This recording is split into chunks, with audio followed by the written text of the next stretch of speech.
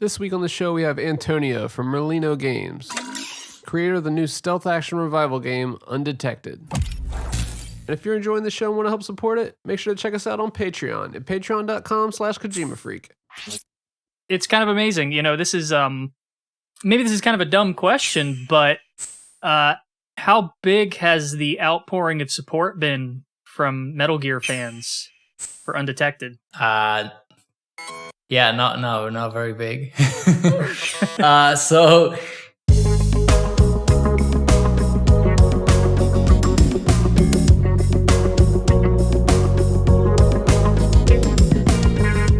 Hey, I'm Fingers. Yo, it's Apache Smash. Hey everyone, this is Days Ahead. And I'm Nitroid. You're listening to the Kojima Frequency.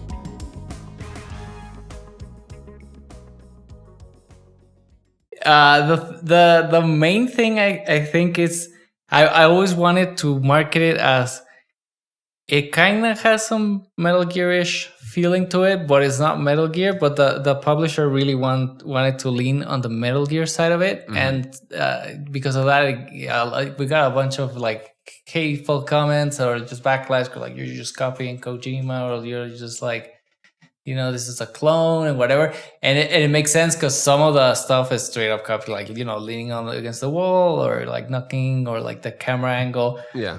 But I wanted like, even before I started, my idea was like something that feels like Metal Gear in the sense of the setting, the music, the mood, but it actually plays differently. And so I think mostly when the demo was out, a lot of people who were expecting a Metal Gear clone got mad and sent like angry comments and stuff like that. And then, but that also helped just like weed out those people. And once the game released, the response has been very positive, mainly because they know what to expect now, right? So they know it's not the exact clone that it looked like, or it doesn't even play the same way. And so yeah, it's a mix. Like the first time I posted it on the subreddit for Metal Gear, people were very positive. The second time I posted it, I just got a bunch of hateful comments and like downvotes. So it's a gamble. It's a gamble. Very fickle beast, the Reddit community. Yeah, that's also it. Reddit, you know, it's different. And on Twitter, everyone was very nice. On Steam, it's a mix. But yeah, no. Like, I think that the response to the demos wasn't that great, but once the actual game came out, everyone has been very nice, and, you know, good reviews and everything. Yeah. So really, it's just sort of been a misunderstanding of people thinking it's one thing, and it's really, you know, you're going your own direction with it. You're not trying to copy it. I mean, that's kind of how it seems you go, is that you'll look at certain ideas in like retro experiences, and then you'll kind of take them and go, okay, like what kind of spin can I put on this? What new direction can I take it in? And that's what you're doing here. Like one of the things I thought was interesting about Undetected is it's completely non-lethal, right? Yeah. So yeah. First, I said, you know, how much can I make as a solo developer with basically no budget? Later, I got a publisher, so a little budget, and as my second game, so I'm not that experienced. Like, what can I reasonably make? So I can't make Metal Gear, and even like the simplest one. But I saw, for example, I played a game called Volume. I don't know if you played that. Yeah, I played the hell out of Volume. Oh yeah, and so I played it, and I had fun. But I also was like, it's missing, like, you know, it's that game is all like the VR missions, and so it's very bland looking and samey, like every level is. And so I thought something like that maybe I can make, but with actual, you know, in actual locations with an actual simple story at least. That was my first approach, you know. And so that game also is inspired by Metal Gear, but it is its own thing. And so I said, okay, I can do that. And I mixed in other things that I like from other games. So there's this game Aragami that I like. That's a stealth game, or Mark of the Ninja is another one. Both of them have this sort of hide in the shadows mechanic that is not as detailed as the one in Splinter Cell games. It's just about if you're in the shadows, you're invisible. If you're out of them, they can see you. And so I said, oh, maybe I can mix that in. And for example, you know, I'm sure all of you are like this. Once you start playing Metal Gear without the radar, the flow changes. I feel like when you have the radar, it's more about dodging the cones of vision of the guards, and when you don't have it, it's about like, you walk a little bit, you pause, you use first person to scout, and then move a little bit more, and then so I wanted that kind of gameplay where you sort of scout the area, walk a little to the next safe zone, and then wait and scout the area. That kind of, and so that's also why I think with the demo, people expect it, and I still get those comments. Not like, when are you adding a radar? It's just like, it's not that type of game. It's different, This one's more about slowly, little by little, getting through each room, for example. Yeah. I'm kind of paraphrasing because I'm probably going to, if I try to quote it, I'll get it wrong. But I remember Tim Rogers once writing something to the effect of Metal Gear Solid, the way you play it with the radar, it's essentially Pac-Man with more steps. Yeah, it is. And my previous game, it doesn't have a radar or anything, but the logic was, I saw that, what you said. I also read that about Pac-Man, and when I made my other game, it's just basically Pac-Man. And I feel like stealth games in general are either Pac-Man or sort of like a platformer, and the shadows are the platforms, right? Yeah. So you're going from shadow to shadow. And so this time I chose like, okay, let's make one where you're just basically going from shadow to shadow, which is the safety. And then the light and the guards are sort of like the pits in a platformer. You're doing this pretty much like almost entirely yourself too, right? Like what percentage of let's say Undetected is just you? Yeah, so I don't know, 90 maybe. I don't know how to put a percentage. Yeah. So there's, for example, a couple animations that I got from the internet, like one where the character, when you flip a guard, the classic Metal Gear thing where you punch a guard and you flip them. I got them from a pack, and the running animation, stuff like that, I got from packs. Sounds, I don't like make them from scratch. I just get other sounds and sort of mix them together. And some of the character designs, I worked with a concept artist, and he, like, I would tell him my idea, he would draw it, and then I would turn it into a 3D model. And the music, it's half mine and half some friend. There's also a couple of people who helped me make models, do props, or like the plants in the jungle, stuff like that. And I want to credit them also. Yeah. Other than that, it's mostly me. It's a lot of work, and it's a small game, right? It's 3, maybe 4 hours if you take your time. Also the cutscenes, the concept artist also drew them. The cutscenes are like sort of like a comic book, not really like Peace Walker, more like Max Payne in the sense that they're just static images. Yeah. And that's it. Yeah. I think a lot of people too sort of underestimate how long it takes to make even a short game. Yeah, it's wild. I also when I started, because I haven't been making games for that long. Yeah, it's you can't imagine, even just going from something that looks finished in the sense that you can put it in a trailer to an actual finished thing it's so much. Jeez, how long did it take you? This one took 10 months. One thing, yeah. Also, I would say about the previous question. One thing that I wouldn't count of making it on my own is QA. So for stealth games, just games in general, you need a lot of testing and a lot of fresh eyes on it, and just testing, not just for bugs, but for fun. And especially in stealth games, because you got to make sure each area can be finished, and a person with like who's brand new to the game can finish each area. And so I got lucky because for my previous game, I had friends testing and whatever. But for this one, the publisher did get a lot of people testing it, and up until the last few weeks, I was changing things, not just fixing bugs, but for example, in the game, when you're in the shadows, the character turns black and white to indicate that you're invisible. No one could tell that he was black and white. And so, but I like, even after the demo came out, I changed it so that he has a tattoo that glows in the dark, and that kind of thing. Those kinds of things are like so important.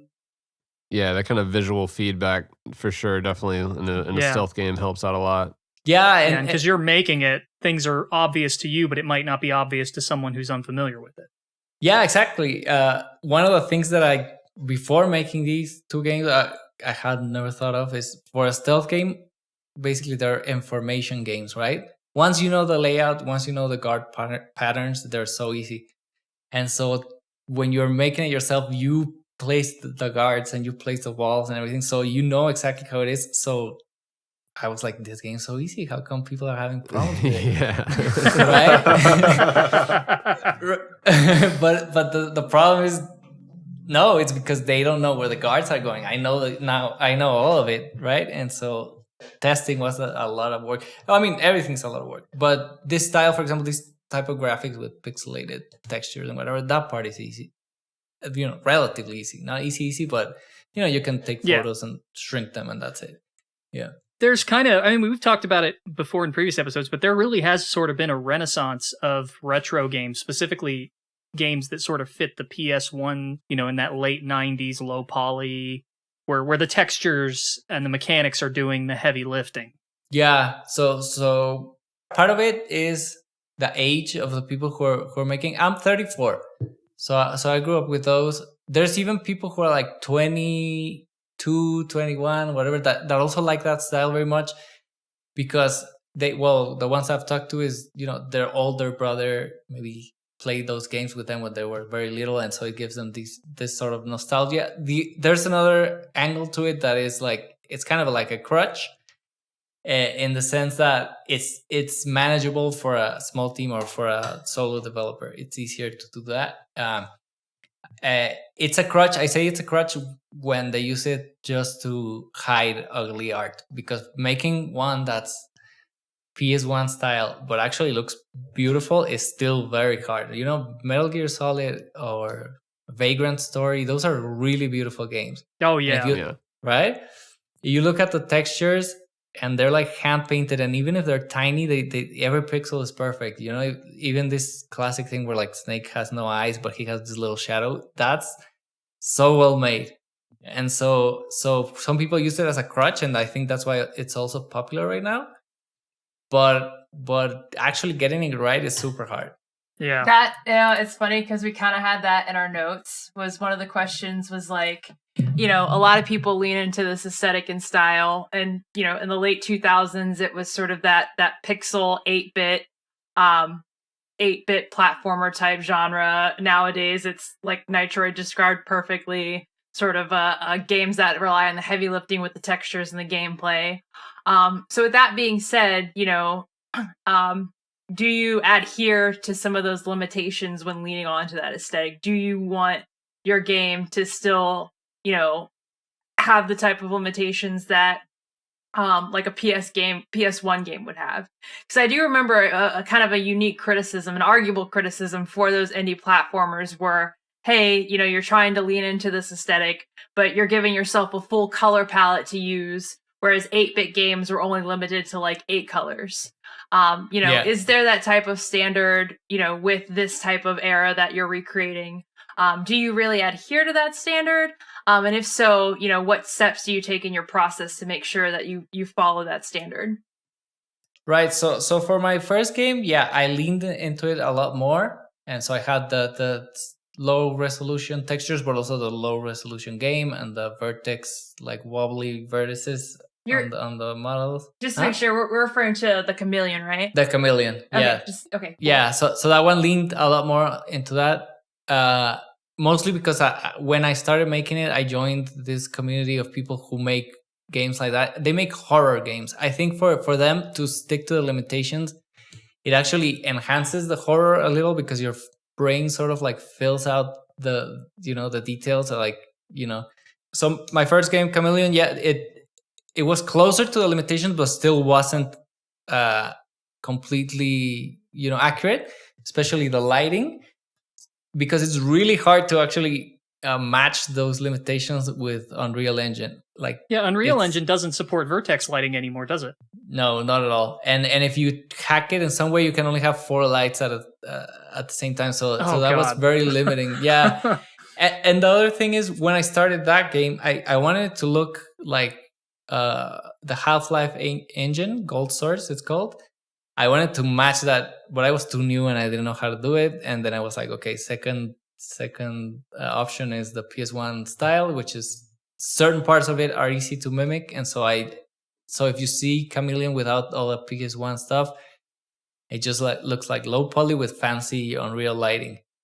And then for Undetected, I didn't have it the goal to match the PS1 at all. The only thing that I had is it was more like a emulated PS1, because I saw someone posted some screenshots from MGS1 in 4K, and it looked beautiful. And I was like, okay, what if I just focus on the textures, make sure the textures are the best I can make? I'm not like the best graphic artist, but like I'll make the best textures I can. And the rest it's just rendered normal, like not normal, modern. So it's high, like the game renders in high resolution. The only thing that's low resolution is the textures. I have fog, I have lights, I have all of that. And so I wasn't trying to emulate a style. It was more about giving it its own style, which has that, because it was the same idea. It feels a little like a Metal Gear, but it should also communicate that this is something else, right? Don't expect the same thing. I'm not trying to copy it. Mm-hmm. And yeah. I do like that analogy. It's not like a PlayStation game. It's like a PlayStation game running on an emulator with an upscaler. Exactly. That's a pretty good vision. I mean, that's how a lot of people are doing it nowadays too. That's sort of the gold standard for playing classic games. I am curious though, with how you mentioned sort of the age groups of people who are leaning into these styles. With the audience so far, have you noticed that it's more people of that age group, or are you seeing people of younger age groups getting interested in it? Yeah. I think also that it has been more successful with younger people. I think because that's awesome. I mean, that's the dream. But I think it's also because they don't have that nostalgia to compare to that much. At least they have, some of them or a lot of them have played Metal Gear Solid 1, but it's not like they played it when they were kids. It's more like they played it 5 years ago or 2 years ago, and so it's just some PlayStation 1 game. To them it's just like, oh yeah, I've played it and I'm okay-ish at that, so I'll play this one. And or a lot of people who like it is also stealth game fans, not so much Metal Gear fans like exclusively, but more broad. And so they don't come with that like strict, like, hey, you don't have a cardboard box, this sucks. Yeah. And so and also they're younger because they're sort of like digging through all the games they can find that do stealth, right? And so in this case they appreciate it just because it's a stealth game, not so much because it's inspired by something else. There's not a lot of stealth games these days either. It's really, really hard to find it. There's just been sort of a lull in that genre. Yeah. Go ahead. No, I was just going to say it doesn't sell very well compared Which is to a other shame. genres. Well, hold on. Last of Us Part 2. Yeah, I know. But people just get frustrated of that type of gameplay where you have to wait and a small mistake. But it's fun. Oh, I love it. just don't wait. I know, but just Rambo. Yeah, look who's talking. Yeah. No, but also that thing with waiting, and then if you get caught like getting super tense trying to fix it, a lot of people don't want that. I don't know why, but I love it. Yeah. Hesitation I hesitate. is defeat. Mm-hmm. Yep. Yeah. Which I learned from a sort of stealth game. But yeah. And the other thing that it's hard to sell a stealth game also in the sense of showing it off or marketing it, because trailers where you're just sneaking are not very attractive to people, and things that are dark, because people are just scrolling down through Twitter, and if they see a dark image of someone hiding in the shadows, they don't care. They need colors. And a trailer also needs action, right? My trailers are also always like, the first 20 seconds are hiding and the rest is action. But once you play the game, you're like, there's barely any action here. And so it's hard to sell also. And that's why,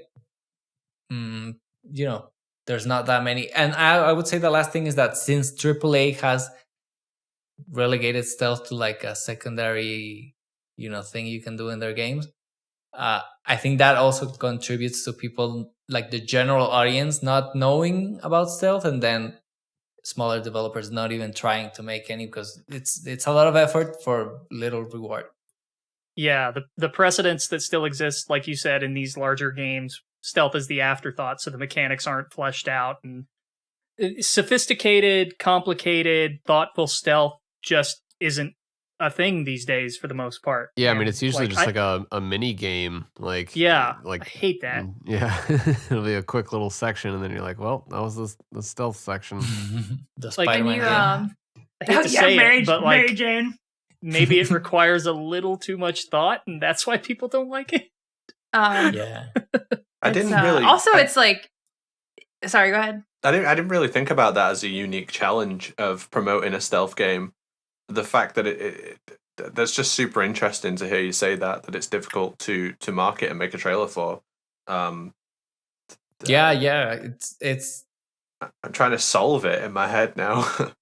When you made that comment about, how, your trailers, like, you have to make them jam-packed with action, even though that's sort of like the, like, logical opposite of, your gameplay design. And it made me think about that one MGS1 trailer where, like, the line of C4 is exploding in the hangar. Yeah.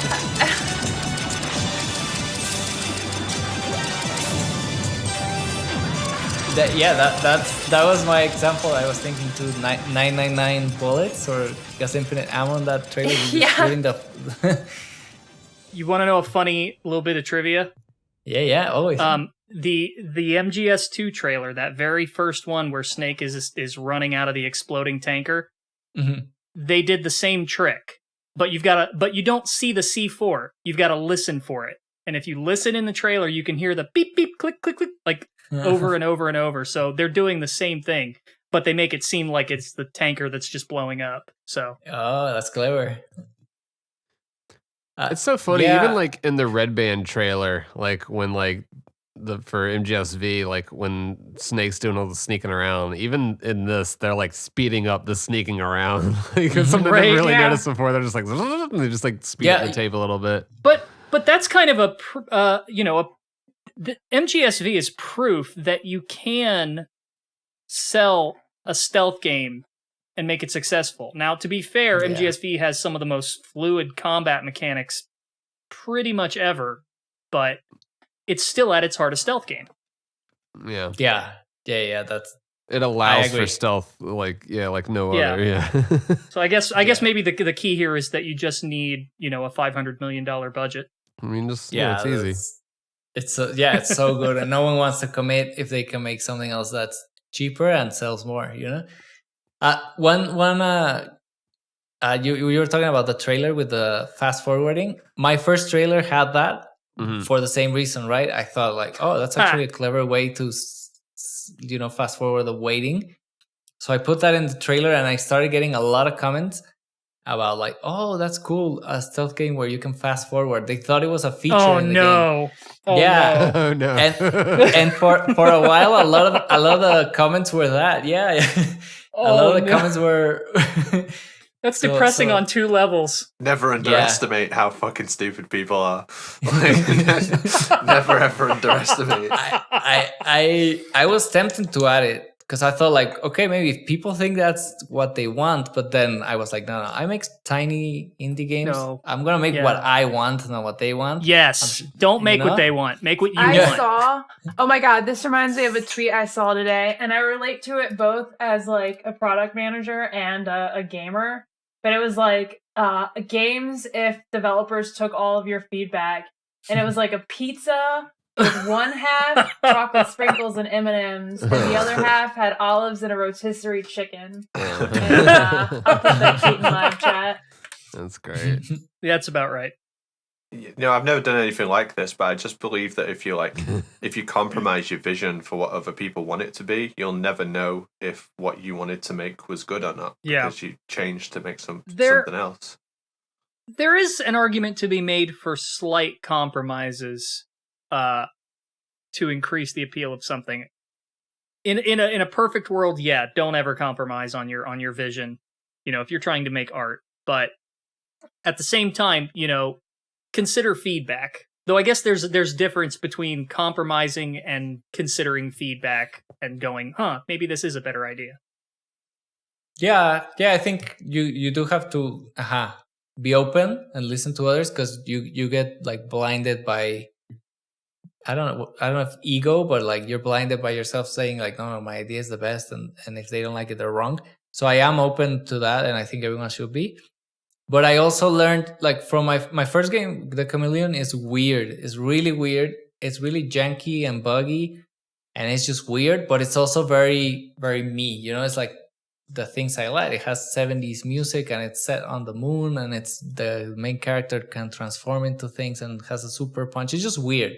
And so what I learned there is, if I like it, there has to be people who like the same things as me. And so something that I've seen recommended, and I also recommend people, is instead of trying to make something to appeal to a general audience, you make something for yourself and try to find people like you and sell it to them, right? I show them, and that's what happened with Chameleon.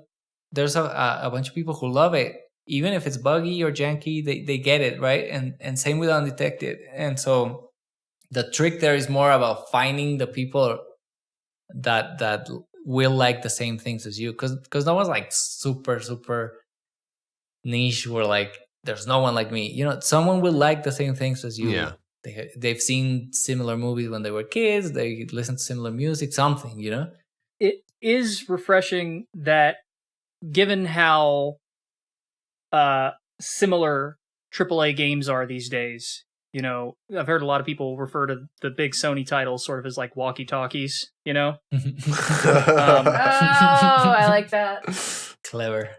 And when you go to the indie spaces, that's where the interesting stuff is happening. That's where people are getting down and dirty and are experimenting, and that's where the fun is right now. In the AAA space, it's just, plagued with remakes or more of the same, and it's very rare that you get something like, Bloodborne that just rips the entire scene open.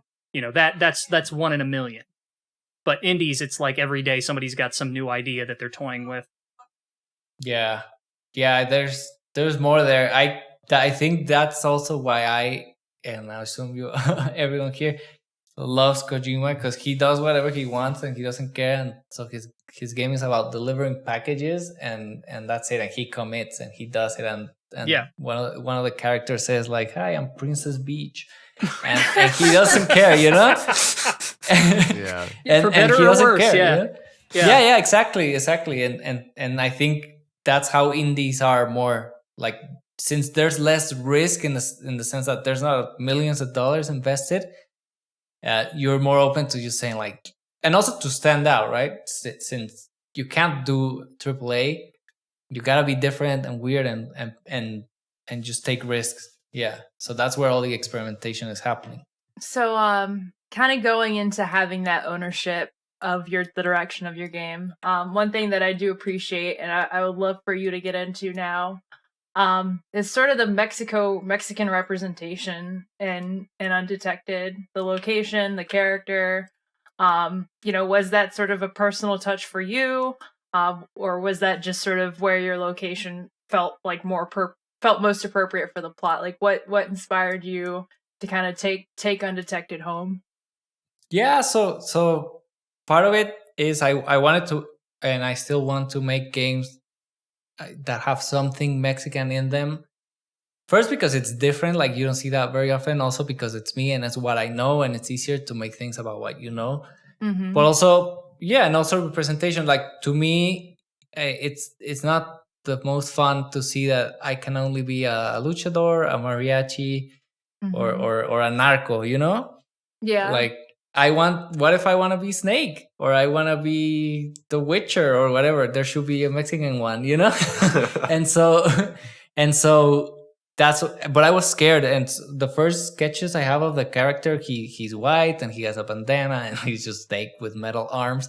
And a few of my friends said like, no, just do it. Just make him Mexican and like set it in Mexico. Don't be scared. People, and it's the same thing. No, people will understand, like, because I was thinking of a brother appeal, and so white character and whatever, and it was like, no, if you make it different, if you make it your own voice, it will feel more honest, right? It's not it's not you trying to be something, but it's just like I'm telling you what I know, what I feel, and so that's why I said, okay, let's go full in, and it happens in Mexico, and a few of the characters are Mexican, and some scenes are in Spanish when two Mexican characters talk to each other and there's no one else around, just make it in Spanish and add subtitles. And yeah, at first I was really scared, and I was like, oh, I'm gonna get a bunch of trolls, and I did get a few comments where like the woke game or whatever, mostly from people who assumed I was white and from the US or from Europe, and they were like, how come you made them Mexican? I'm like, no, I'm Mexican too. Because I'm fucking from Mexico. Like, what? Like you said, this is what I know. Like, that's a perfect way of, yeah. And this is what I know, and this is what I want to do. That's just, I started, as soon as I changed to that, I started feeling passionate about it, and I started like reading history and geography of Mexico, and I was like, oh, I remember this from school and this and that, and so the ideas started flowing, and so I knew it was the right way to go, and it went so well, and people were so, in general, like, people liked that part of it, so I'm just gonna keep doing it in future games. It gives me my own voice, and my, like, if someone's like, oh, you just covered Metal Gear, and I'm like, well, this is different in the gameplay, but now this is also different in the story and the characters, and it's just something else. Yeah, that's awesome. And I also snort laughed when I saw Mexican Extreme. Yes. Yeah, that's great. Yeah. I always I mean, if you don't know why it's called European Extreme, it's just weird. I always thought, like, why? I just thought at first it was just some Kojima thing where he wanted to call it that. It was because Europe got the game later, and he wanted to put in something as sort of a, sorry for making you wait. Mm-hmm. Here's a special thing. Yeah, and so I added Mexican Extreme. I was gonna say that the other thing I drew from my own experiences is that time of when I was making the game, I was really angry at the company I used to work for and like my boss and all that. And so I also put that in the game, right? I was just like, okay, the bad guy is a company and the main character is an ex-employee who's angry, and like, sort of drawing from real life. And I think that also helped make it more authentic and helping me, like we were talking about earlier, it's hard to make a game on your own. So you need all the motivation that you can have. There's people who can take 4 or 5 years and not give up, and they just make a great, massive game. I know I cannot stay motivated for that long, but I said, okay, I can like a year if I'm really passionate about the story. So that's why I went like full Mexico, full anti-corporate and all that. Yeah. It's cool to hear that the story is so well informed by like your own experiences and your real life. I'm looking forward to getting into it, knowing that. Yeah, please. And also, I appreciate the use of Chicxulub as a dinosaur nut. Yeah, exactly. I actually had a end of credits cutscene, like a call, sort of. How they have Ocelot call people. Should we spoiler warning this, or no? Because I cut it and it's not in the game, but it had something to do with like time travel and dinosaurs and all that, and it just got too weird and I canceled it. But yeah, I love dinosaurs also, and that's why I made the crater, like the game set in that area with the crater. Yeah, that's awesome. What I'm hearing is there's a missing chapter, so I'll know that when I get to the end. Oh jeez. No. Please. Kingdom of the Dinosaurs. No. Dude, no joke, I'd play the heck out of that. That's yeah. Honestly, I'm curious to know how weird it got, because I don't know if you remember like Tenchu Wrath of Heaven. They had a whole level where you go to the future, and it ended up like a secret level, but you fight guys with guns and stuff, and that game got super weird at the end, and I like that game is stuck in my brain forever because of that. Dude, like every Tenchu game just got super weird at the end. It was great. Yeah. No, this one was something like, so this is not spoilers. The game happens at this power station that's powered by this sort of like gravitational anomaly. I got that from real life, but also because I love the TV show Lost, and they have something like that too. And so the game before this doesn't happen now, but before it would end with like the bad guy going through the portal thing and landing in the in dinosaur time traveling. That's all gone. It's not that crazy, but I do want, like, one thing I don't know if regret, but want to do more of is get weird, like how Nitro was saying. With indie games, it's fine to, or even encouraged to get weird, and so for future ones, I think I'll just turn that up to 11. It can be just so memorable. It'll stick with you forever if you're invested in a game, and then it goes somewhere completely alien. It's awesome. Yeah, Campbell and MGS2. Yeah. Oh yeah, exactly. Yeah. That sort of stuff just sticks with you forever. Embrace the weird for sure. Yeah. I mean, it's so cool that you did your research on that too, because I know a lot. It's not exactly popular knowledge, but Chicxulub was so big, and so for anybody who doesn't know, it's the asteroid that is presumed to have killed the dinosaurs or led to their death ultimately. And when it struck, it actually created a gravitational anomaly. It hit so hard. So that's really cool. Do you think it's crazy, Nitroid, that we went from a species that got wiped out by meteors to us like actually intentionally taking our satellites and throwing them at meteors? Running shit into them, yeah. Revenge. Which was the coolest thing I've ever seen, by the way. That's It's called revenge. Yeah. Right? Humans are a bench. Today we strike back. Take that. Dude, I can't get over the NASA scientist being interviewed and like slipping in an Armageddon quote. What? They didn't want to miss a thing. Yeah, he was well, I guess it wasn't an Armageddon quote as it is. He was the lyrics from the song. Yeah. Aerosmith. Yeah, so during the mission they were talking about like, why not just blow up an asteroid? Why do you want to push it? And he was saying like, because when you blow it up, you get a lot of pieces, and moving it in one piece make sure that you get everything, because with something this important. And it just like immediately, if you went on Twitter, everyone's like, he said the thing. That's great. He knew what he was doing. Oh yeah, and he didn't crack a smile. It was totally deadpan, but that man knew what he was doing. Yeah.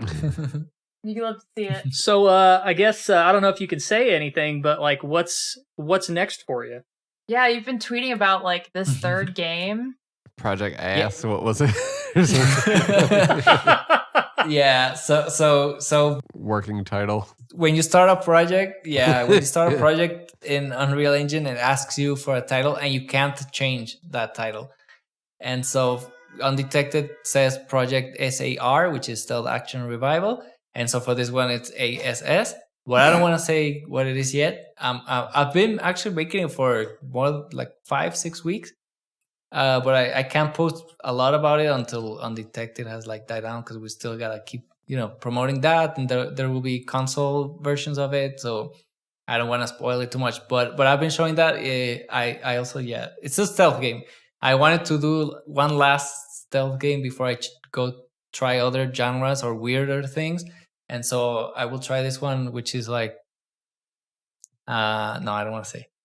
I just hope people want to follow me and just keep checking. It won't be long before a trailer. I think maybe November or December we'll have a trailer. And oh, wow. Yeah. One thing is that I like, the games that I make are small and simple-ish, because I want to, since I'm a solo developer, I have to release games constantly so that I can have, income. And because now I'm doing it full time. After Undetected, I moved to doing it full time. And so, I think my development times can be at most a year max. And so this one, I don't think it'll take a year, but maybe we'll release next summer. And so this one also, I'm working with a few other people. I'm, character artist, concept artist, stuff like that. But I don't want to spoil it. So I'll just say it's stealth. It's different than the other two that I've made. And I hope people are interested enough to go and check it out. I'm also going to start I did a couple of YouTube videos for Undetected, but now I'm going to start being regular on YouTube. So I'll post, updates on how I'm making it, what's in it. And the other last thing I want to do is I want to release it early in some form, like free publicly. Not early access, but something like that where people can play it and test it, because that has been my number one lesson with stealth games is I need a lot of testing with people who are bad at stealth games, who are good, who are medium, who are good at finding bugs, who are, all kinds of people, to get broader opinions, because I feel like I'm too biased now by having played so many stealth games, and I'm not as good as at them as any speedrunner or whatever, but it still like sort of blinds you, and something like with Undetected, it happened a lot. Something that I take for granted that people understand, like, yeah, obviously if you're, under the shadows, you're harder to see, or like if you wait a while, the guards will go back to patrol. A lot of people don't take that for granted, and so I want this new game to be like played by more people, so I can really polish it and make it like a welcoming stealth title is what I want to call it. Like that people will want to play it, even if they don't like stealth games specifically. That's awesome. That's something that happened with Unmetal. The guys from Unmetal came to the Metal Gear speedrun community, and they gave a bunch of people copies of the game, like version 1.0, and they ripped that game to shreds. Like, people ripped it to shreds, and like so many bugs were found. Like, there was like item duplication glitches, like tons of stuff. There was a way, like, you're not supposed to be able to kill anyone, and we found a way to kill a boss lethally, and like you weren't supposed to. And there was like 9 version patches released after, like, just after the game came out. And I honestly think that we improved the experience for like the casual player massively, because the game on easy was far too hard. It was like way too hard. And I think that's the same thing that happened with you, is because you design the game, you place all the enemies, you know what they're going to do. You become kind of blind to how hard it is for someone who doesn't know it. I had that. I didn't know that, but I had that experience. I played Unmetal like the first time, and I was like, "Damn, this is extra hard." And then I left it for some reason. I was busy on something, and I came back like a month or two after, and it was like a different game, and it was much more fun. And that game's super polished, also. But I didn't know they did that. That's great. Yeah, it was a cool experience, and definitely, I'm not going to tell you how to live your life or what to do with your game, but like getting people like speedrunners involved and giving them a chance to look at your game, like, they're not your free QA testers. Obviously, if they're interested in playing your title, then they will help you. Like, yeah. I think that on that note, I think Apache needs to get some sort of like liaison with Capcom. I've spent all week watching him get like no hit on Resident Evil 2 remake. Shit is insane.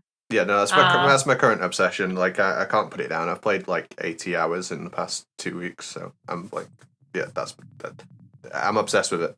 Someone save me from this game. But I did just get Undetected, and I've just finished installing it, so I will be checking that out. Oh god, I'm nervous. Dude, you blow my mind with how you do this stuff. I struggled to just complete the 4th Survivor in RE2 Remake. Is that the gas station one? That's the one where you play as Hunk. Oh, You start in the sewer and you got to work your way up to the streets. Oh hell yeah, that one's sick. Yeah, it's fun, but I'm not good at that. That's the thing. No, if I like the way a game plays, if I really enjoyed the gameplay, then everything else like in life just gets thrown out the window, and I just need to play it constantly. And people keep talking about, are you going to speedrun this game? It's like, maybe, 500 hours down the line, maybe. Like, speedrunning is kind of something you do at the end, right? You play a game, you enjoy it, you play the story, watch the cutscenes, you get immersed in the details of it, and then you think like, oh, can I do it on the hardest mode? You do it on the hardest mode, and then for me, I like to then set restrictions, and once like have like once I've like done everything the game has, and I still want to play it, it's like, what else can I do? I have to speedrun it now. but it's not something I'm gonna start with. I'm not gonna pick up your game and be like, oh, what's the fastest time I can get? I'm just gonna play it like pretend to be normal. It does raise a question though, because I have seen some developers try to lean into speedrunning with their games and make them more speedrun friendly, but in some cases what ends up happening is it feels very artificial to run a game. Like I'll give you an example of this. In Super Metroid, when you sequence break, it really feels like you're doing something that you shouldn't, right? Mm-hmm. But in Metroid Dread, if I remember right, the developers were talking about how they tried to sort of bake in sequence breaking, but if you bake it in, it's not really sequence breaking. Because there's actually like exclusive cutscenes you can get if you sequence break. So is it really a sequence break? I don't think so, and I do think you see that more. But let's be real, Ghost Babel did it first with the thermal goggles. They baked in a sequence break and no one even noticed. And they even had I've mentioned this on the show before, but like if you skip the thermal goggles, you get them in a cutscene later. So it was always there, but no one knew because like damn. Going through that hole in darkness is impossible. It's really, really hard without like learning how to do it with save states. So what would your philosophy be, just out of curiosity, if let's say, obviously you're probably still working on things, if I'm assuming like if you spot a bug, you're going to jump in and try and fix it and things like that. But if you see like the speedrun community exploit something in the game, is that something you would want to leave or something you would want to fix? No, yeah, I would leave it. Like, in general, I leave things that don't affect most of the players, right? Or even if they affect them, that won't ruin your experience of playing the game, right? So if on your first play of the game, your save didn't break, or like you didn't get stuck, or like it crashed or whatever, then I just leave it in. Same reason, because it's just me, right? So if I sit there and fix bugs forever, I'm never gonna make another one. And so if someone finds some way of skipping levels in their 5th or 100th time they've played the game, I don't care, as long as their first play of it was fun and no issues and they just enjoyed it, then that's great. Yeah, I just leave it in. Yeah, and what you were saying is super true. I see a lot of developers who think of speedrunners as a market. So they're not making a game for people. They're making one and they're thinking, I'm just going to make and sell it to speedrunners and tell them like, oh, there's some bugs there that you can use. Yeah. No, it's crazy. And I don't think that's good. Like that's not genuine. I don't speedrun personally, but there's a lot of people in my Discord that do, not just my games, just in general. And I see what Apache was saying and what you were saying. It's just you speed run because you enjoyed the game, right? And you played it and you're like, oh, I actually just found something, and you start finding more things, or you learn from others who've done them, but not so much fake, like, because I'm sure there's speedrunners who do it like that just to get the record for whatever game. They don't even like the game, they just see that, oh, there's a record there, I can just get it. And yeah, so no, I just make the game, and if someone speedruns it, that's great. For my previous, for the Chameleon, I had a contest for speedrunning, but it was just to find bugs, right? Like it was just I specifically told them like, the person, like, if you find a bug, I'll give you, I don't know, $5, $10 until you just find a bunch of bugs. I'll slip you a link. That's more like paying for QA basically. But like you said, speedrunners are great at that, but I wouldn't do it on purpose, just to like, haha, I hope they get it, they speedrun my game because I left this in. Nah.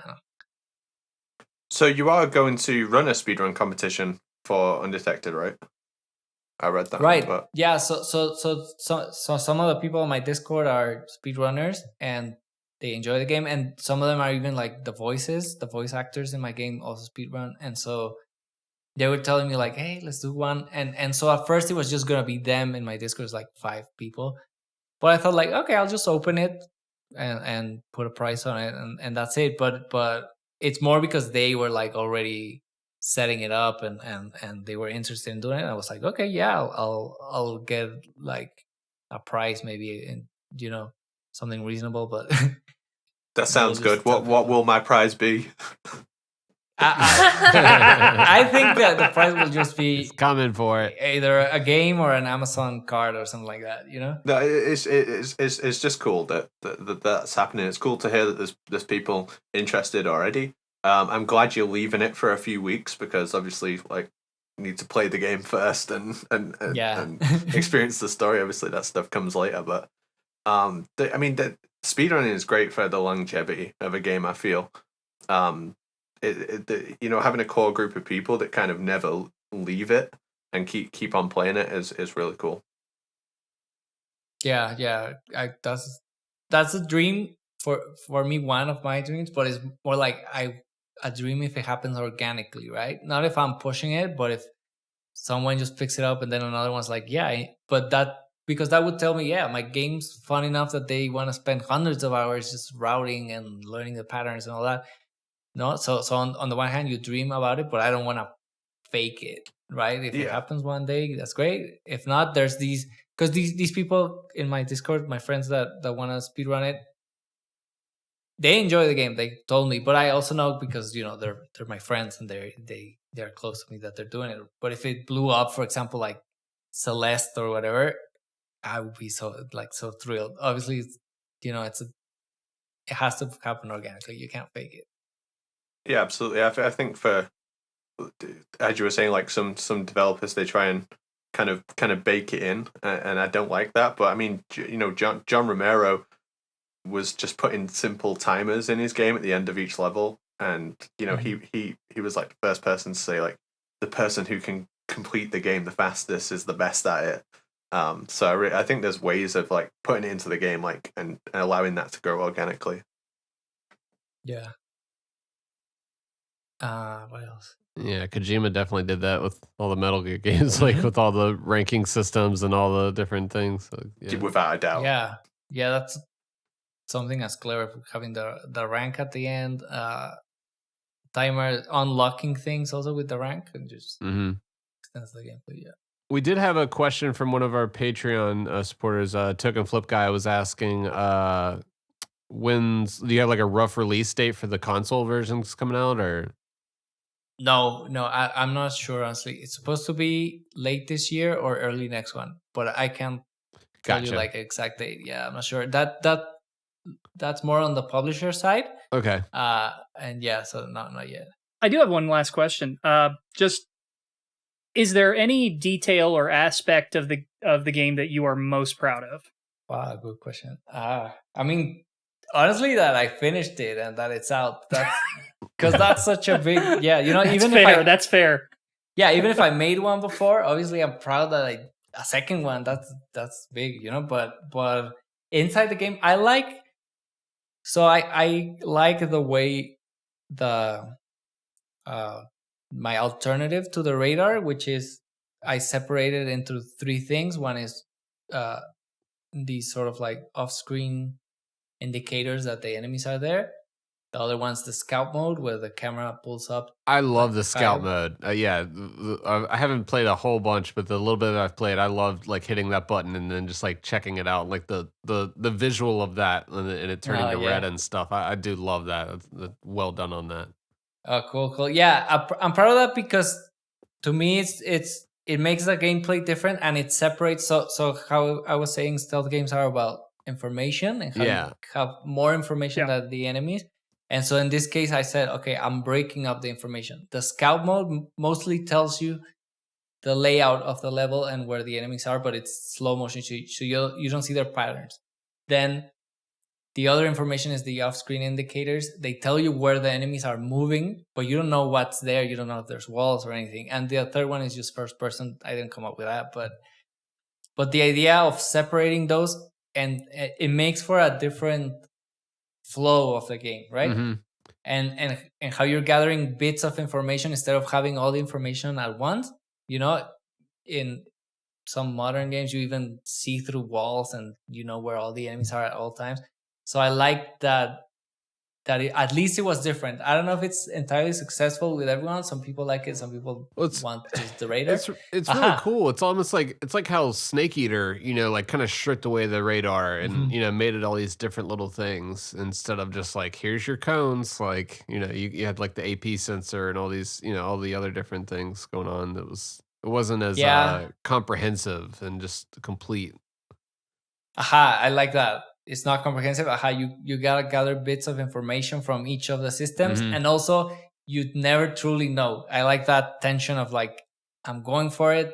I'm not entirely sure if I'm gonna get caught. So I like that, and I like that on Snake Eater or even Peace Walker, even if it's simple and easy. That sort of like the radar is not clear. It's like fuzzy. Yeah. That's cool, yeah. And some people are gonna like prefer that like that spoon-fed radar too. Like, like I know I always appreciate having it, but like but it just adds that extra gameplay challenge, of having to like gather all your information before making that move or risk getting caught. So yeah. It's pretty cool. Yeah, I'm proud of that. And I also like the world and the characters. Like, it's simple and you can see the influences, but I like this story, especially the main character. I'm proud of, because my goal was, like I said, having a Mexican hero who's not a mariachi and narcos are not heroes, but not a luchador, mariachi, whatever. Yeah. And so I'm proud of that part. I'm proud of the character, and I like when people write me and say, oh, that's cool that he's Mexican, or he speaks Spanish in the cutscenes, or he's brown, or like, I don't know, things like that. I'm proud of that part, even if it's, I don't know, it's simple, but it was the goal, no? So I'm happy that it's out there and completely authentic as well. He's a real character you made. He's not like despite what some shit critics will say on Steam, he's not there to fill a box. He's there because you wanted him to. Yeah. Exactly. That's really awesome. And even the voice is not like, because I also got messages like, how come the voice is not like David Hayter's or something like that? I'm like, do you know how much David Hayter costs? Also that. First of all, that, and second, he's not Snake. It's something else. And so I'm proud that at least people are seeing through that, and they're like, yeah, I accept him as this new guy that I play as, and I don't mind if it's not Snake, and it's all good. That's awesome. I hope more people can kind of like, look at a game for like what it is, instead of like just coming up with this false expectation of what they want it to be and then judging it for not being that thing that they made up in their head. It's like, well, I wanted it to be Metal Gear with, but like you're doing your own thing, you're making art, and it's really cool. So hopefully more people can play it and check it out, and just take it in for what it is. And if people want to check out Undetected, it is on Steam. It's on GOG. What else do you have it on right now? It's on Epic Games. And Epic Games as well. Yep. And coming to consoles as well soon. Like you said, maybe the end of the year, maybe the beginning of the year. Sweet. I think I speak for everyone when I say we're all looking forward to seeing your ass. Yeah. Project Ass coming out. Yeah. I hope once you see my ass, you invite me again. Absolutely. Oh, Lord. Well, thank you for having me. This is really fun, honestly. Yeah, man. And if people want to check you out online on you're on Twitter as well. If you want to plug your Twitter, you can go ahead with that. Yeah, so it's Merlino_games on Twitter, YouTube, Instagram, all have the same one. If you can join us, if you're interested more, you can join our Discord. The link is on my Twitter, because we're talking about Undetected, about Metal Gear, about stealth games in general. And I also have more about my ass, my project ass on the Discord that is not on Twitter yet. So I post things there first, and then I share them on Twitter later. Nice. Yeah, thanks again so much, Antonio, for coming on. We really appreciate it. Yeah, thank you. This has been a lot of fun. Thank you very much.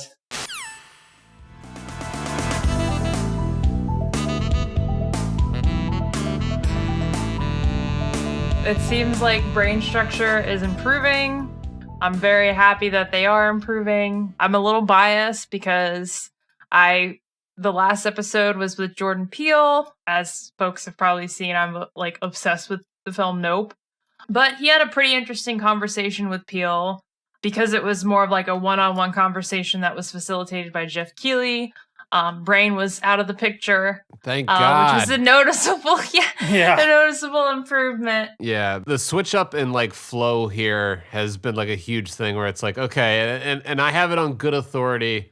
I'm not going to go into it, but the show is being addressed by top men.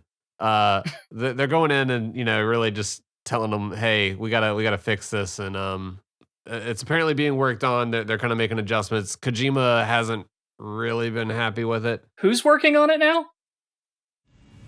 Top men.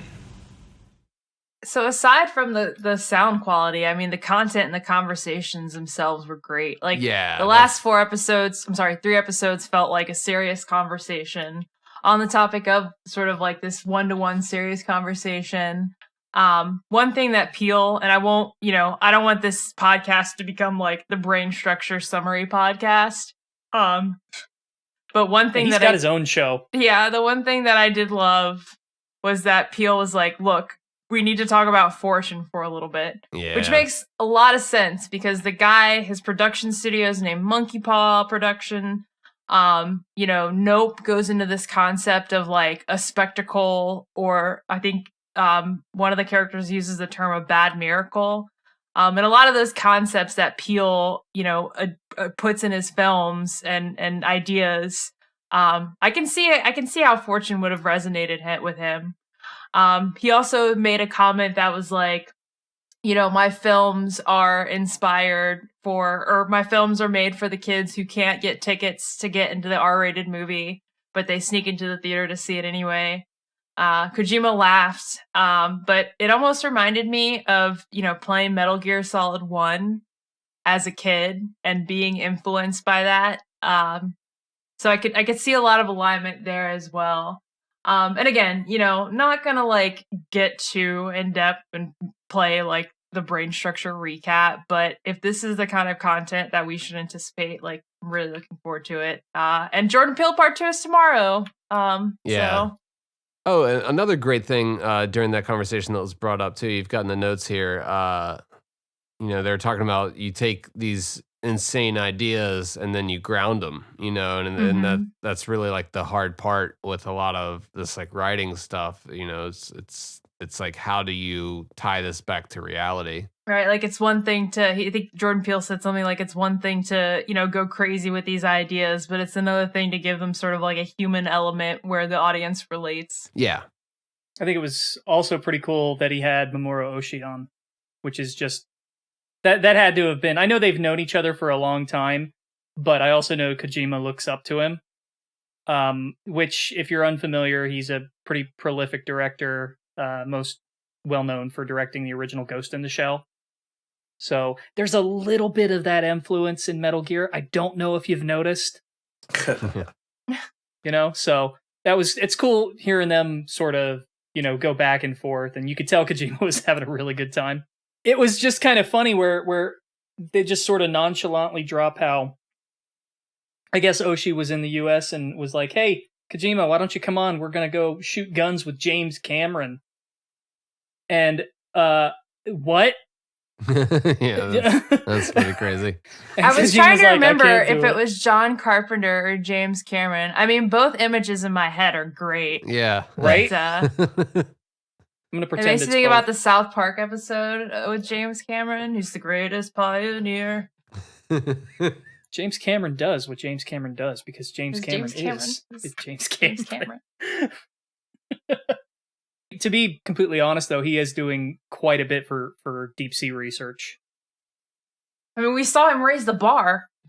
Sorry, I'm done with the South Park references. But speaking of low standards, rest in peace, Google Stadia. Yeah. Oh, God. I'll be honest, right? I honestly 100% thought that it was already dead and that it died ages ago. I didn't know it was still going. That was the most shocking thing about the announcement that Stadia's dying. there was a developer who released a game the day they announced that Stadia was being shut down. There's a developer that was supposed to release a game months after Stadia was shutting down. Oof.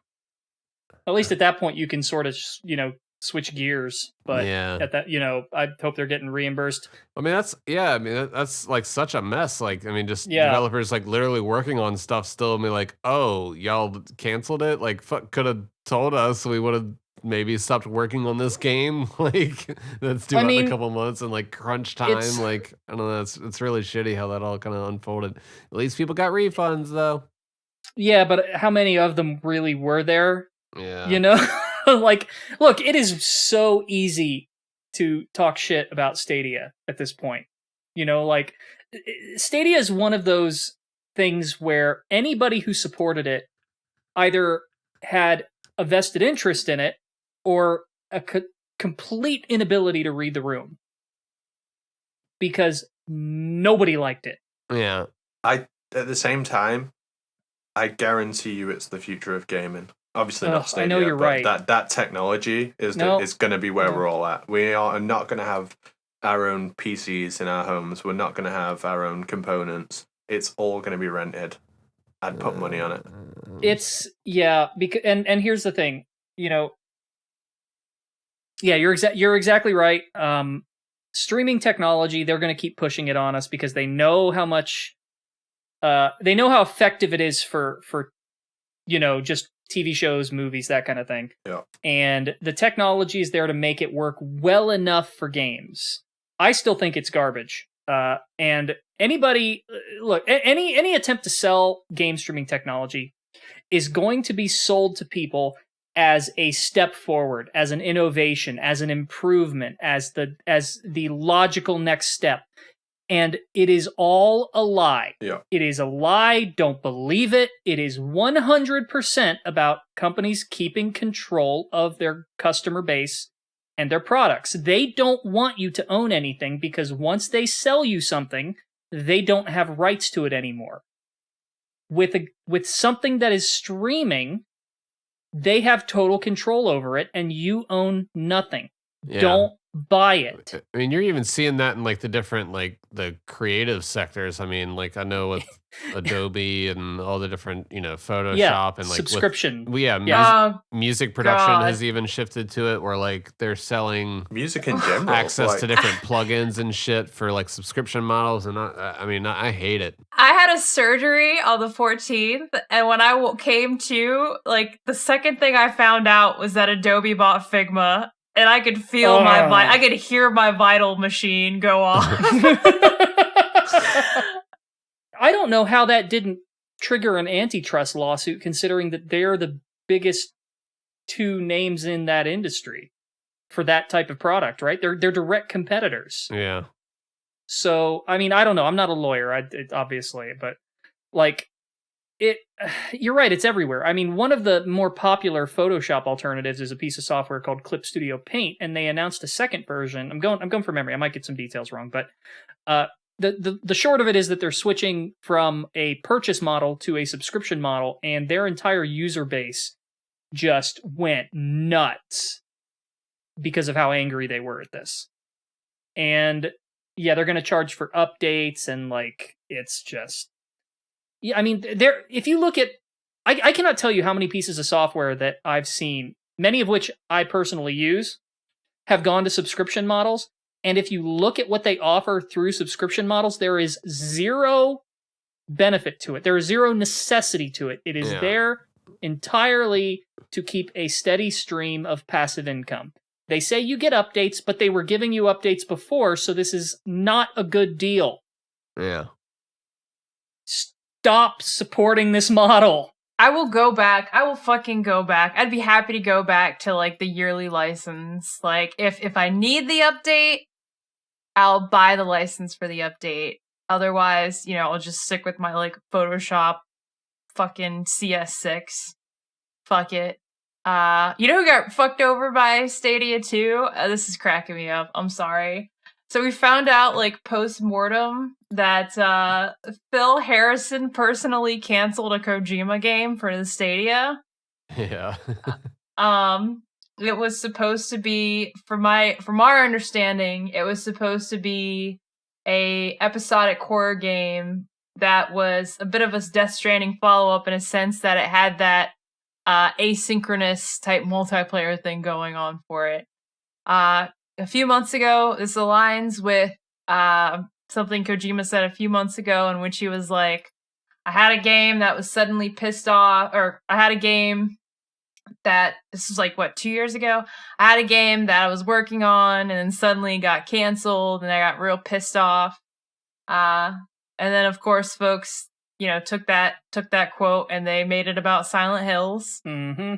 But it turns out the game was supposedly the game that Phil Harrison, and by extension, I guess Google, had canceled. So I wonder if it's dodged a bullet there, Mr. Kojima. Because there wasn't a market for single player games. Yeah, that was the Yeah. logic, that there wasn't a market Yeah. for single player games. Jeez. So I wonder if that's going to be reworked, and maybe that's the Microsoft thing. I'm wondering that too. That's a good way to kind of deduce it. Which it's a good connection, but at the same time, it's like, okay, this is a great piece of evidence that cloud gaming is just it's not the move, and now one of Kojima's next projects is the cloud gaming project. So it Yeah, doesn't quite inspire hope, but no, it just depresses me every single time. And I mean, all you need to know about the state of gaming in the larger commercial sense is, I mean, if you want the best example of sort of the decadence of it all, take a look at any physical release of a game that is just a case with a redemption code in it and no actual disc. Which I know there's one coming up soon. I can't remember what it is, but they're doing this, and a lot of people are pretty angry about it. Like, you're just wasting material at that point. You're just taking up room on my shelf. There's nothing there. yeah, I know exactly. That's one of my biggest grievances, is you open up a CD case and it's like it's a code. Yeah. I remember the first time I encountered that was when they re-released Marvel vs. Capcom 2 for PS3. And I was so mad. Because, at the time, that was a really expensive game to get a hold of, and the fact that it was getting a re-release was a huge deal. Copies of that game for, PS2 or Xbox went for, over $100, and then they're like, hey, we're going to re-release it on PS3, and it's $30. And you can go get it in stores, and then you open the case, and it's just, enter this code on the PlayStation Network, and yeah, still got that. So unsatisfying. It's a waste. Why do it? Yeah. There is one instance of this that I will kind of give a pass to. And it's the Yakuza Remastered collection. I don't know if you're familiar with that or not. Mm-mm. So if you got the collection, the physical version, and I do, it's for PS4, but it has inside a Yakuza 5 PS3 case. Reason being, because 5 was never localized for the PS3 and there was no case for it. So for people who had that empty spot on their shelf, they put the case in so that you could have it. Okay. Which I thought was kind of a nice touch. Yeah, that's cool. And keep in mind, it's a PS4 game, so it's literally there just to make your shelf look nice. I can support that. So that's cool. But everything else can go to hell. Everything else can go to hell. Okay, look, if we're going to talk about how shitty the gaming industry is right now, can we talk about how there is news about a remake of Horizon Zero Dawn? Oh, man. Yeah. The game's not even old. Okay, so I want to be devil's advocate for a second on this one, which I know is strange. But I think this is actually a weird inversion of journalist behavior. Now, I might be wrong about this, and anyone listening can feel free to correct me, but from as much information as I've been able to collect, and there's not a lot, it's mostly just hearsay and rumor, right? But what it seems like is being done is not a remake, but just like a PS5 sort of version of the game where they improve things and make it run better and stuff like that, which we've seen with other games. Yeah. And that's no big deal, but it seems like the gaming outlets are well aware of the fact that there is sort of a remake fatigue going on.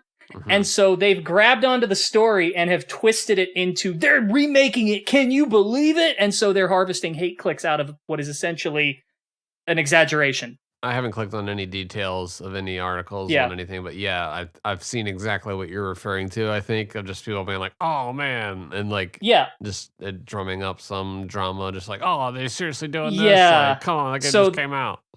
So that, I think, if, for lack of a better way to put it, I think that is going to be the new game journalist meta, is Yeah. not drumming up interest in hypothetical remakes because they know people aren't buying it anymore, but in capitalizing on the outrage over remakes. Oh my god, they're biting our style. Holy shit. Yep. So brace for it, because that's what's next. Do we want to cover this this Silent Hill listing? Because admittedly, I kind of want to cover this just because of the Go for it, yeah. developer. But so yeah, like there was a listing for a Silent Hill the short message from the Game Rating and Administration Committee of Korea was rating a Silent Hill the short message developed by Uniana. Am I pronouncing this right? Sounds right to me. All right. Well, we're gonna assume this is right, and then somebody can yell at me with the comments if not. But Uniava, it's very interesting situation that this is the name that sort of comes up beside this rating on this Korean rating board. And the reason I say that is because I'm coming at it from a rhythm game perspective. Uniava's big sort of repertoire, it looks like, just from their website, is, sort of Konami arcade games, including but not limited to, the latest iterations of DDR, Jubi Avenue, the cube game, as I like to call it. Yeah, Jubi's sick. I fucking love Jubi. They have Jubi at MagFest, by the way. Dance Rush Stardom, if you've seen that, it's like where the floor is like a treadmill. Yeah, That's Dance Rush Stardom, right? Yeah, and it's like yeah. all coloured, and it's not Right. it's not like pads that you press on. Like all the floor is interactive. It's very like, I don't want to say abstract, but it's less like the gaming aspect is less rigid than, from my understanding, less rigid than your typical like press one of these 4 buttons in a rhythm game. Anyways, the reason why I'm saying all this is because the games that Uniava makes aren't exactly conducive to Silent Hill. I don't see Dance Rush Stardom and think, these are the folks that I want to see make Silent Hill. Also, they had Metal Gear Solid 5 and Metal Gear Solid Survive listed on their repertoire or on their portfolio. I don't know what that was about. I tried Googling Uniana Metal Gear Solid 5, and like the only thing that I could really parse from that was that Apache's Twitter came up on the first page.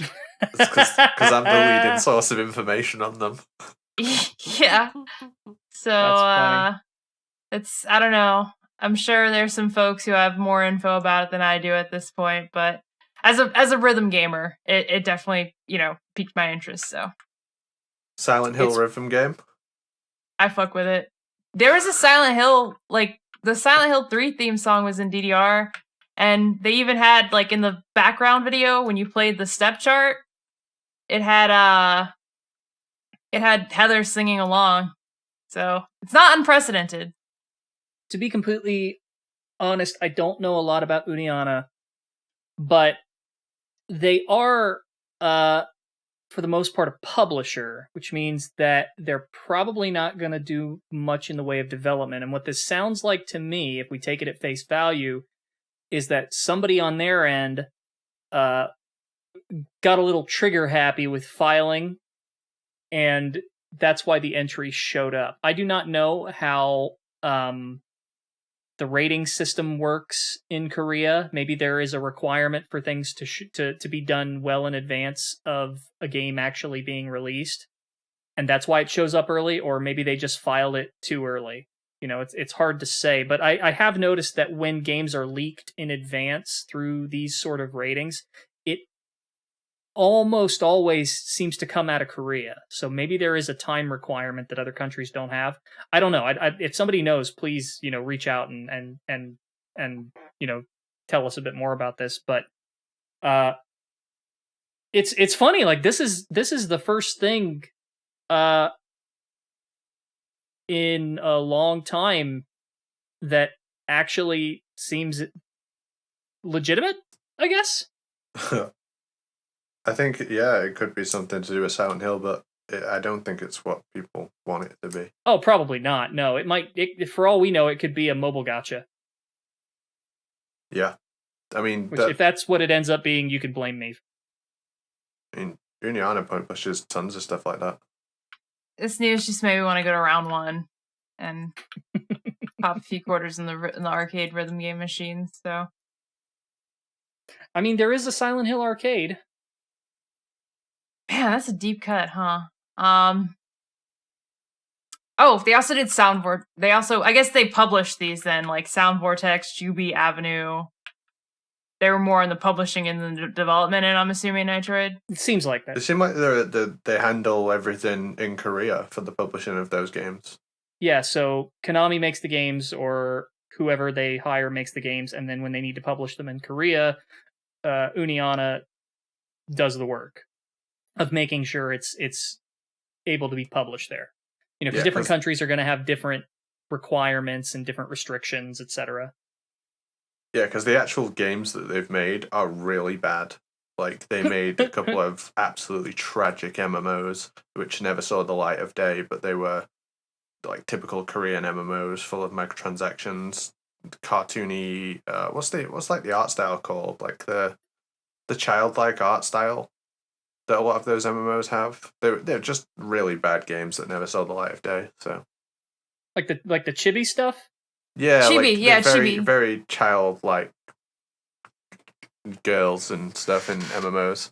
Just honestly, just Google the company and just have a look at the games that they've actually made for themselves. They made one like called LAF, like Lawyer something Forces. It was awful, and they made one about pirates, which sucked. Neither of them ever went past beta. Oh dear. Yeah. But I'm sure they're fine. They're a fine publisher. Like, I'm sure if Konami's making the game and they're publishing it, it'll be fine. Juby is huge. DDR is huge. Yeah, and the fact that it's not, it's an associate of Konami and not a branch of Konami, makes it more plausible that they would make a mistake like this. But again, maybe it's just a legal thing. So I don't know. But it's the smoke is getting thick. Yeah. So maybe we should start looking for a fire soon. If we look at Kojima's Twitter, we see questions like who? And now apparently where is the next question. So what's the next event he's going to show up at? I guess is the question. So I guess the actual next question is when. When's Jeff Keighley's next thing? Yeah. It's probably going to be at the Game Awards. Are we going to get a DEF CON 2 or 1 at least? Yeah, I think so. Because he's been talking about wanting to travel more and go to events, and he was excited about being able to actually visit TGS.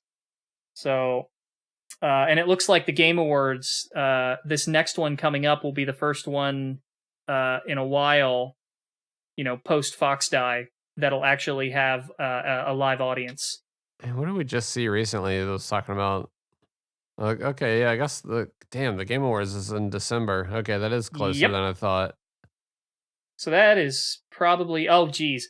So people, I mean, this is all speculation, but as I was looking up information on when the Game Awards was going to take place, I see a blog article where someone has jumped to this conclusion and has reported it as fact. Yeah, Game Revolution, I see it right here. Yeah, Shame on you. Hideo Kojima teases new game reveal for the Game Awards 2022. You do not know that. I mean, they're probably right, but that's not the point. You don't report exactly, speculation as fact. Even if it's 99.9% likely, if you're not sure, don't do it. I mean, that's a clickbait headline and you know it. Unfortunately, I clicked, so they got my ad money. Don't make my mistake. I got my whole 30 cents. Got my whole 30 cents.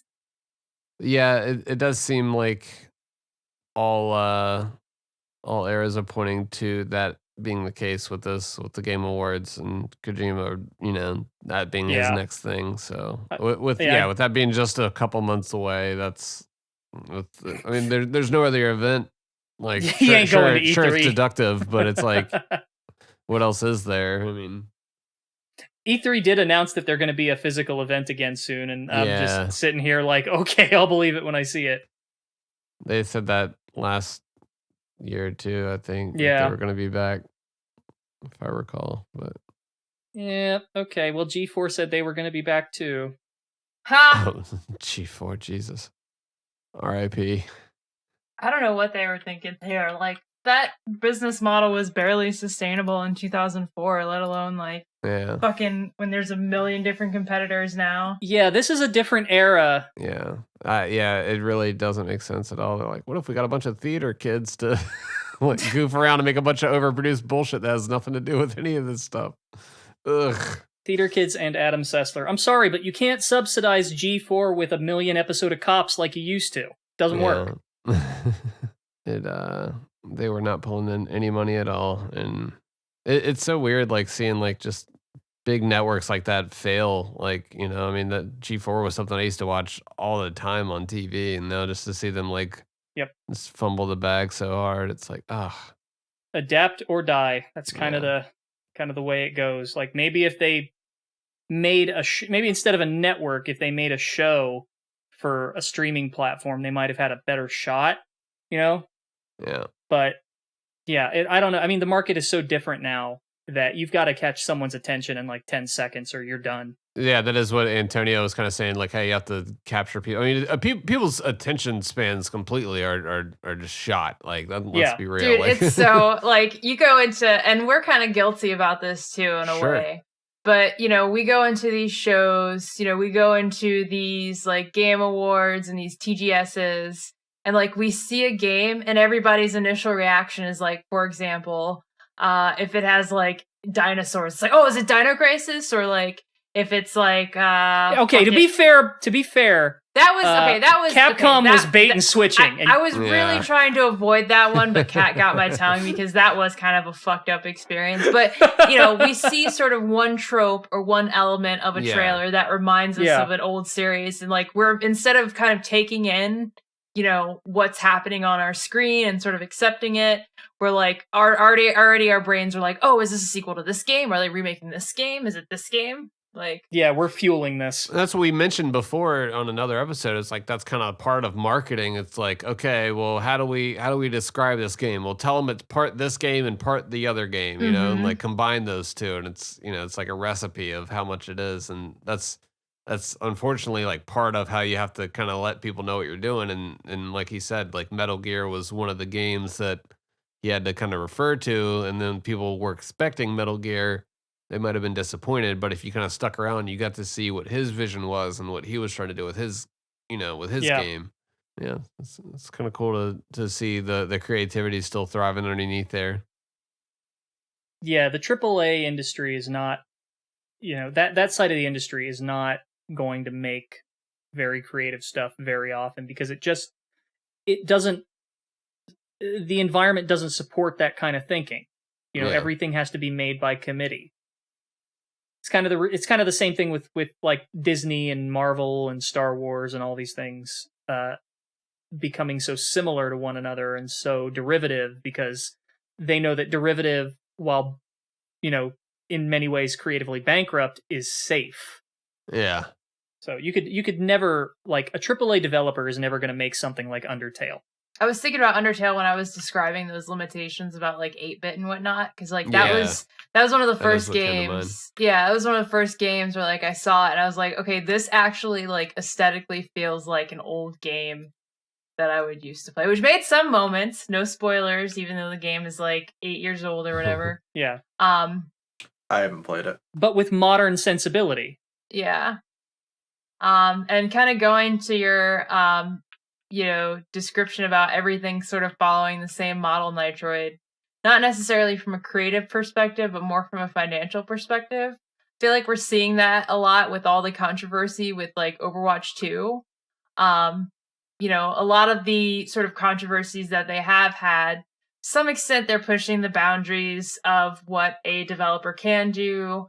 I'm trying to think of an example here. Yeah, like I'm kind of unfamiliar with what the deal is with Overwatch 2. I never really got all that into the first one. So what is sort of the gist of what's going on there? So I hope I can give this story, the accuracy and justice it deserves. But just to summarize, from my understanding, Overwatch 2 was originally slated to be this sort of like PvE update to the game where, they were adding sort of a PvE element, sort of felt like a co-op Saturday morning cartoon, where you can, level up your characters, modify them and talents and builds and stuff, while still sort of having that PvE 6v6 place that, everybody knows and loves. That strategy roadmap kind of changed over time. Also, it's kind of interesting that this concept, because that's sort of what the original iteration of Overwatch was, which is Titan. But I won't get into that. But over time, since that announcement, which was, back in like 2019, the overall sort of roadmap and strategy for Overwatch has changed. So it's gone from sort of a PvE expansion that you can sort of optionally purchase and participate in to a PvP update that everybody's being pushed towards, which means that you can't play Overwatch 1 anymore. And on top of that, the PvE is still delayed, but the PvP system has a new monetization model, which is less about the loot boxes and more about a very sort of tedious, strenuous battle pass grind. So they're aping Fortnite, and maybe this is a dumb question, but what exactly is the difference between Overwatch 1 and 2 currently? So, one exists.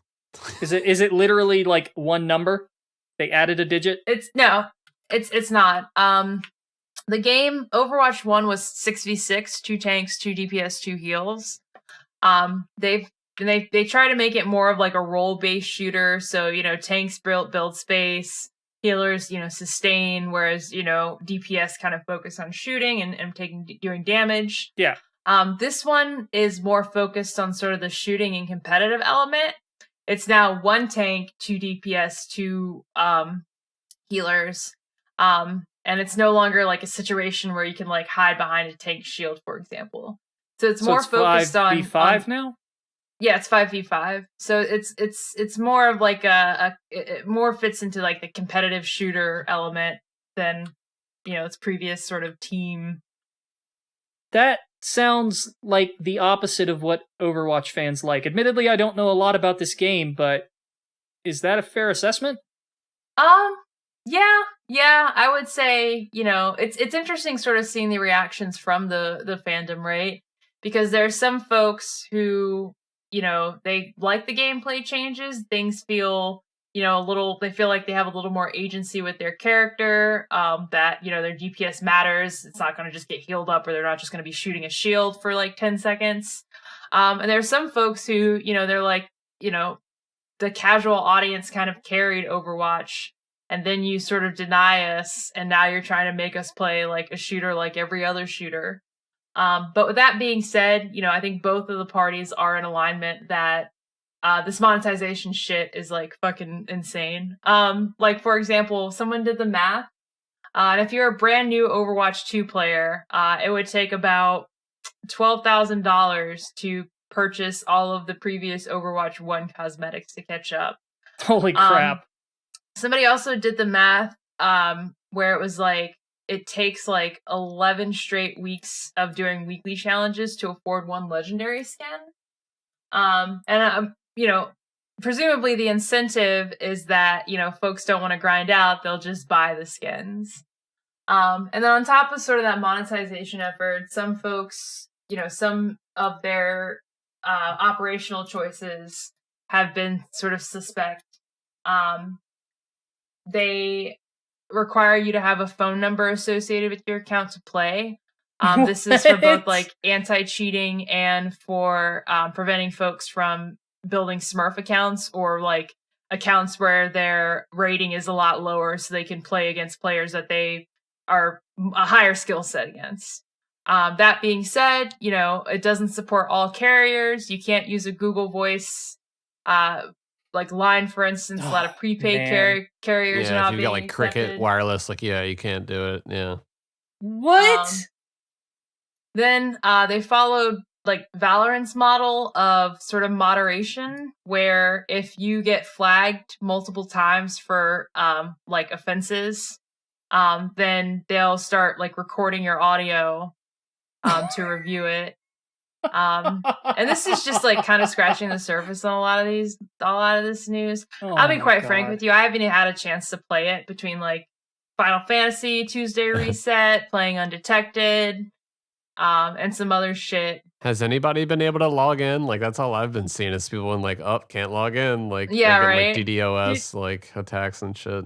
God, do y'all remember when back during the 360 days there was an enormous controversy over the fact that you had to buy the horse armor in Oblivion? Do you remember this? Like we should have never bought that horse armor. We should have never bought the horse armor. Like and there was didn't. Utter outrage. I didn't either. Everybody else fucked up. I didn't either. So I'm exempt. I got it for free with the Game of the Year edition. It is funny though, like Overwatch kind of does full circle. Like I feel like they sort of started the ripple with like loot boxes, for example. They sort of set the trend there, and then other folks, leveraged that loot box, which led to the battle pass, which is now kind of circling back to Overwatch. So, and it's just so quaint to think about how mad people got at horse armor back in the day, and now here we are. We just accept it. Mm-hmm. Like it's normal now. Like, oh, it's just cosmetic is the claim now, whereas back in the day it was like, you're making us pay for cosmetics? Like totally just flipped on that. Hindsight's 2020, I guess.